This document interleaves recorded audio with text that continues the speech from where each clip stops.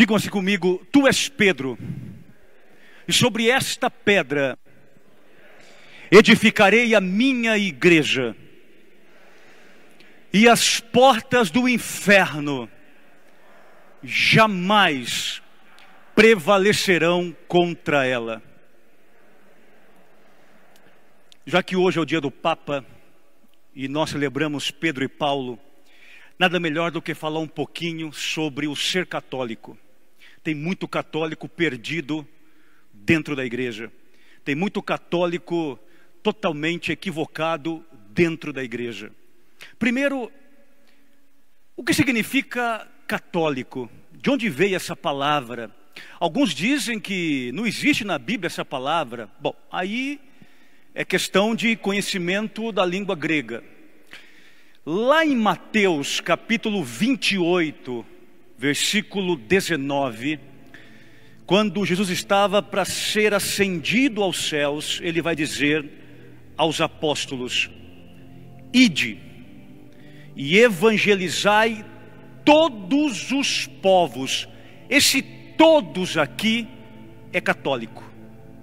A palavra católico ou católica, na verdade, é um adjetivo da língua grega, do gênero masculino católico, no gênero feminino católica, no gênero neutro catolicum. E aqui nós temos a palavra universal. Ser católico é ser universal, todo.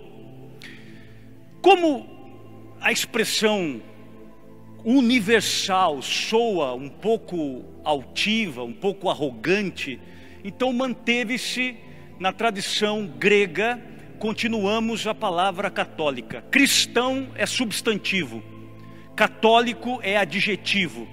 Cristão católico significa cristão universal. Ide a todos os povos, isso é ser católico.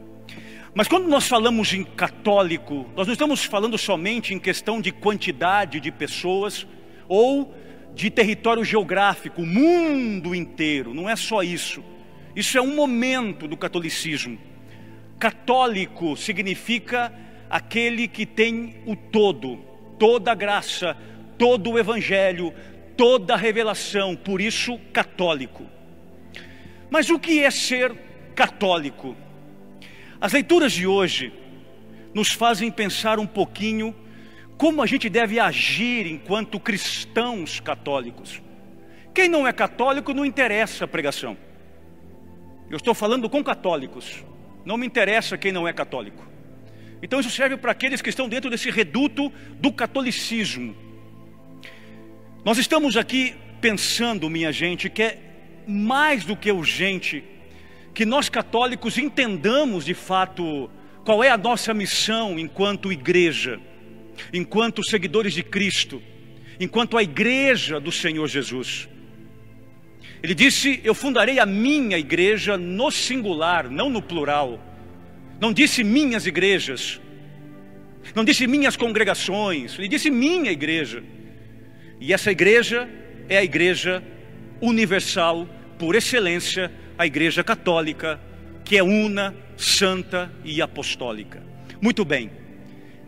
Uma vez nessa pequena introdução, sucinta introdução, com as leituras que nós temos hoje, vamos entender um pouquinho como se comportar de fato como um católico. Como ser católico em casa, como ser católico no trabalho, como ser católico dentro da igreja, como ser católico no âmbito das relações humanas e interpessoais. Coloca os teus olhinhos aí em Atos capítulo 12, versículo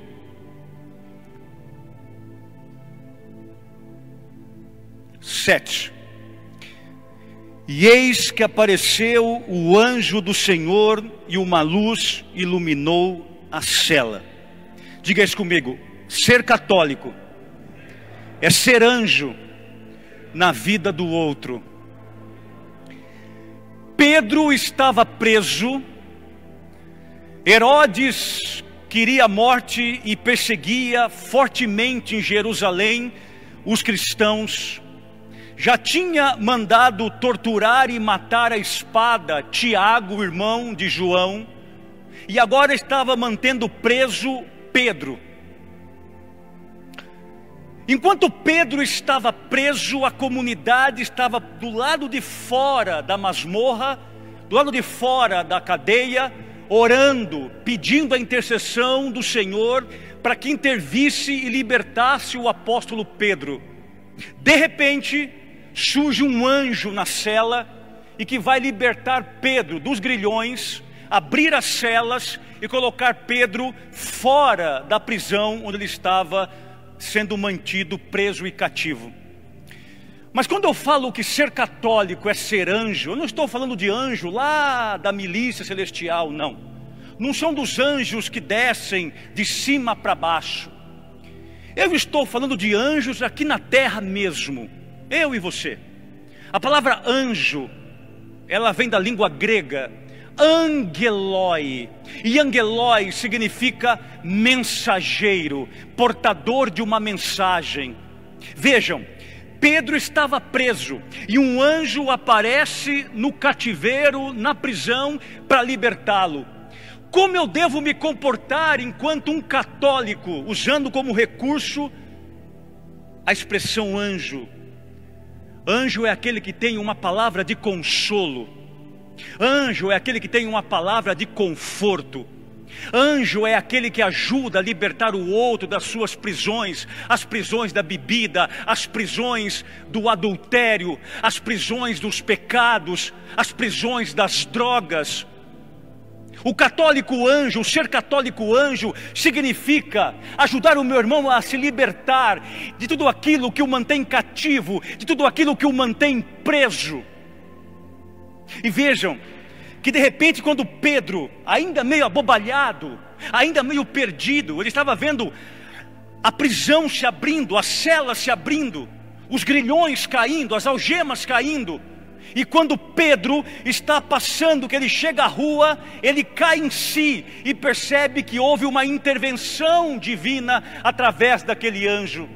Esse Pedro que cai em si também serve como um recurso hermenêutico, pedagógico, mistagógico, para que nós possamos compreender a nossa missão de levar os nossos irmãos a cair em si e tomar consciência de que uma vida em Cristo é uma vida de liberdade e não uma vida de cativeiro. Portanto, meus irmãos, ser católico não é simplesmente viver dentro da igreja. Ser católico é ajudar alguém com uma palavra, com um incentivo, uma palavra amiga, libertar aqueles que estão presos em algum momento na sua caminhada histórica. Isso é ser anjo na vida de alguém. Não basta a gente apenas deixar que os anjos celestiais, os seres espirituais trabalhem. É preciso que nós, seres humanos, também façamos alguma coisa pelo nosso semelhante. Primeiro ponto. Segundo, vai para a segunda leitura de hoje. Carta de Paulo ao bispo Timóteo. Diga-se comigo, ser católico é ser combatente. Capítulo 4, versículo 7. Combati o bom combate. Ser católico é combater o bom combate o tempo todo. Ser católico é ser um combatente. Mas combatendo o outro, não, combatendo a si mesmo.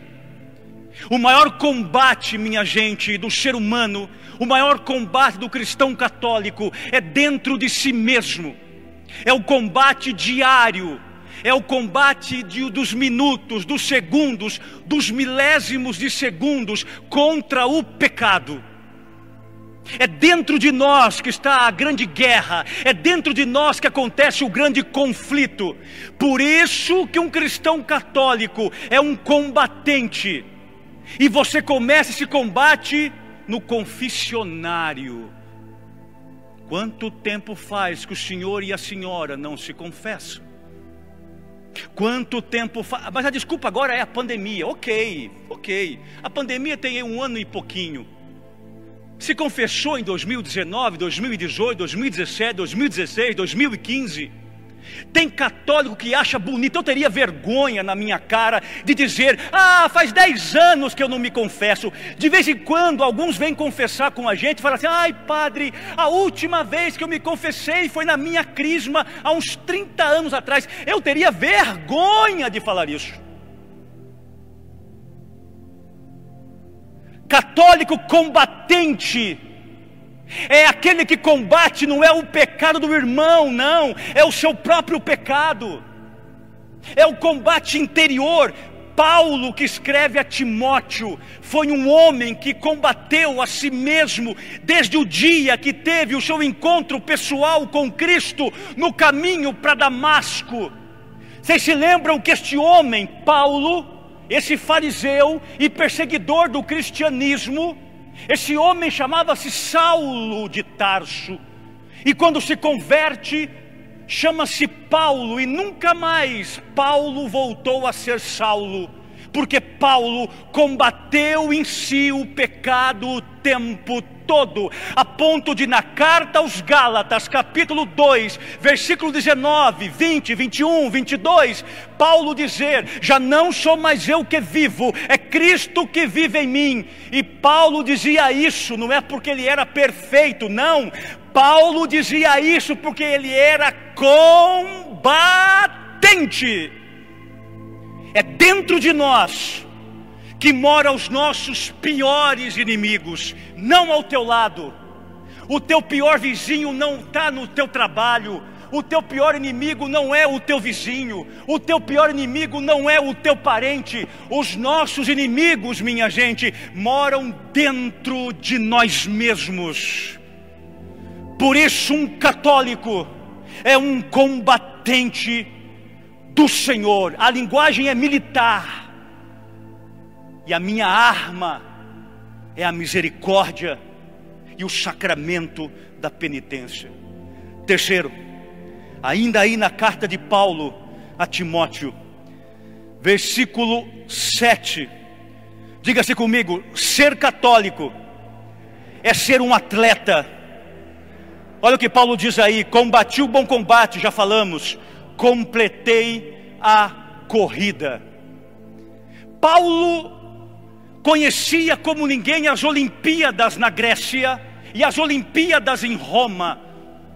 Paulo conhecia muito bem como era a maratona nas Olimpíadas gregas ou romanas. É um fato histórico aqui. E é bonito porque Paulo está usando como recurso metafórico para falar sobre o reino de Deus. Paulo está dizendo: eu sou um maratonista, eu sou um atleta.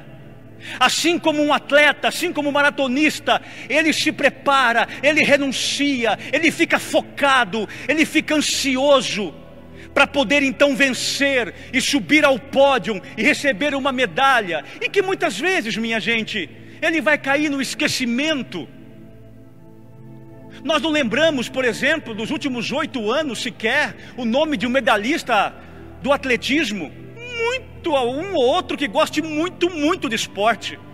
A maioria nem sequer se lembra. Mas Paulo está dizendo: eu não estou correndo atrás de uma medalhazinha sequer. Eu não estou correndo atrás de um prêmio que passa, de um prêmio passageiro. Eu estou correndo atrás da glória dos céus, que é permanente. Paulo está dizendo: se um atleta precisa de sacrifícios, se um atleta precisa de renúncias, se um atleta precisa de foco para poder ganhar uma medalha, semelhante a isto é aquele que está correndo para o céu. Sacrifícios, minha gente, para alcançarmos a eternidade em Deus, renúncias para alcançarmos a eternidade em Deus, foco para chegarmos na glória eterna. Nós não corremos por uma medalha que um dia cairá no esquecimento, nós corremos para a glória do Senhor, que é eterna. Ninguém certamente se lembra de nenhum medalhista da antiga Grécia aqui. nem sequer fala o nome. Ninguém se lembra sequer de um medalhista da antiga Roma aqui. Mas ninguém se esquece quem foi Paulo, apóstolo. Ser católico é ter uma vida regrada, focada, de renúncias, visando a meta final, que é o céu. Evangelho. Quarto ponto. Lá embaixo, versículo 18. Por isso eu te digo que tu és Pedro, e sobre esta pedra construirei a minha igreja. Diga-se comigo, ser católico é ser pedra. Mas o que era pedra em Pedro, afinal de contas? A pedra em Pedro era a fé que ele tinha. Quem dizem os homens ser o filho do homem? Ora, Senhor, uns dizem que tu és João, outros dizem que tu és Elias, outros ainda dizem que tu és Jeremias. E vós, quem dizeis que eu sou? Pedro tomou a palavra e disse: tu és o Messias, o Filho do Deus vivo, e tu és Pedro. Minha gente, a igreja, ela foi quista por Jesus. Ele quis a igreja é da vontade dele. Ele é o único dono da igreja. O dono da igreja não é nem Pedro, nem Paulo, nem Francisco, nem Benedito, nem eu, nem o Monsenhor, nem você que está aqui. Não, o dono da igreja é Jesus Cristo. Mas ele quis confiar essa igreja a uma autoridade constituída, e essa autoridade é Pedro. Pedro é a rocha que mantém a fé e a unidade da igreja e dos apóstolos. E aqui nós podemos lembrar de um outro texto de Mateus capítulo 7, versículos 21, 22, 23, 24, que diz: construa a tua casa sobre a rocha, virá a chuva, virá o vento, virá a enxurrada, e essa casa não cairá. Fazem 2000 anos que a igreja está em pé. Já veio chuva, já veio enxurrada, já veio tempestade, mas as portas do inferno nunca derrubou esta igreja, porque essa igreja é a igreja do Senhor Jesus. Ser católico significa ter uma fé consciente e parar de ser católico que fica migrando de igreja em igreja, de porta em porta, uma confusão doutrinária, e pega o liquidificador e coloca falsas doutrinas e mistura com a doutrina católica, e mistura a doutrina espírita, e mistura tudo, e vira um sincretismo religioso. Tu és Pedro. Ainda hoje Jesus procura católicos que sejam pedras, católicos que tenham consistência, católicos que tenham firmeza, para que a igreja continue sendo firmada em nós. Senhor Pai, Senhora Mãe, deixa de herança para o teu filho esta pedra, deixa de herança para o teu filho esta fé, deixa de herança para o teu filho a igreja do Senhor Jesus Cristo, a igreja católica, apostólica, romana. Não basta depois de ficar adulto ficar dizendo: ah, eu sou católico e papai foi católico, ah, eu sou católico e vovó. Não, eu sou católico porque eu sou pedra, e nesta pedra o Senhor continua construindo a sua igreja. Conclusão, termino. A igreja é o corpo de Cristo. A igreja nos ensina o novo catecismo e a doutrina da Igreja Católica Apostólica Romana, que a igreja é o seu corpo, enquanto Cristo é a cabeça. Mas tem muito católico que quer a cabeça, mas não quer o corpo. Imagina só uma cabeça sem um corpo, que coisa medonha. Não tem sentido um corpo sem cabeça e uma cabeça sem corpo. O corpo é a igreja, a cabeça é Cristo Jesus, nos ensina Paulo e a doutrina da Igreja Católica Romana. Nós aprendemos com os eclesiólogos, nós aprendemos com os teólogos, nós aprendemos com os homens que juntos constituem o colégio apostólico em comunhão com o Romano Pontífice, o Santo Padre, o Papa, que é verdade, não existe igreja sem Cristo, mas sem a igreja o Cristo some da história, porque é a igreja que nos lembra todos os dias quem é Jesus. A pergunta que Jesus fez em Cesareia de Filipe foi capciosa.